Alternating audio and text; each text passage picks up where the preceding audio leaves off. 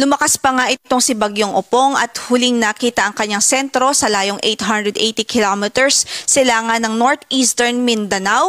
So ang kanyang maximum winds ay umaabot po ngayon sa 65 kilometers per hour near the center at gustiness na 80 kilometers per hour. Kaya nasa tropical storm category ho ito sa ngayon.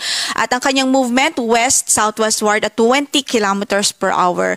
So sa kasalukuyan, itong bagyo medyo may kalayuan pa po sa ating landmass. So wala pa po itong direktang epekto sa ngayon sa atin, sa anumang bahagi na ating landmass in terms of winds o in terms of severe winds at mga pag-ulan. At wala rin po tayong signal pa sa ngayon at as of 5 a.m. na bulletin natin, wala pang nakataas na tropical cyclone wind signal sa anumang bahagi ng ating kalupaan. Pero maya-maya lamang ay i-discuss po natin yung track na latest na ipinalabas po natin. At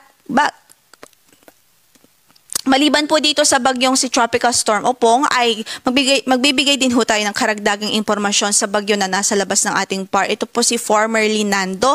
So ang kanyang sentro po ay huling nakita sa layong 760 kilometers kanluran ng Basco, Batanes. Taglay pa rin ho ang lakas ng hangin. Umaabot sa 185 kilometers per hour near the center at gustiness na umabot po sa 230 kilometers per hour. Sa ngayon, sa nakikita po natin, tuluyan na nga po ang kanyang paglayo sa ating area of responsibility at wala na po itong direktang epekto sa anumang bahagi ng ating landmass. Maliban ho sa, kumbaga natutulungan pa nitong ma-enhance yung southwest monsoon na siya pong nagdudulot ng mga pag-ulan sa malaking bahagi ng Luzon. So sa ngayon, ang weather system na nakakaapekto sa Luzon at kanlurang bahagi ng Visayas ay habagat o southwest monsoon.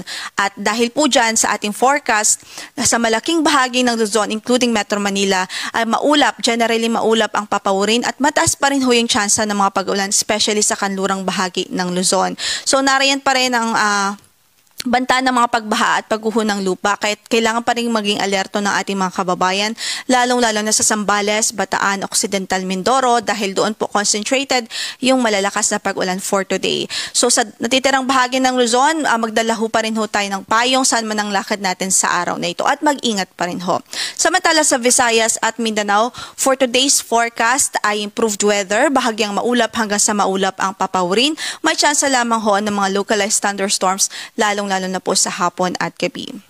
So again, i-discuss po natin yung track na ipinalabas po natin as of 5 a.m. Makikita nga po natin na simula sa mga oras na ito, ini-expect natin ay mag-west-northwestward na ang kanyang direction. So medyo tataas na po itong track. At tinutumbok po nito ang Southern Luzon area o Southern Luzon. At ang kanyang landfall point nakikita nga po natin between Southern Luzon o between Bicol region at Eastern Visayas. So as long as nakapaloob po tayo sa probability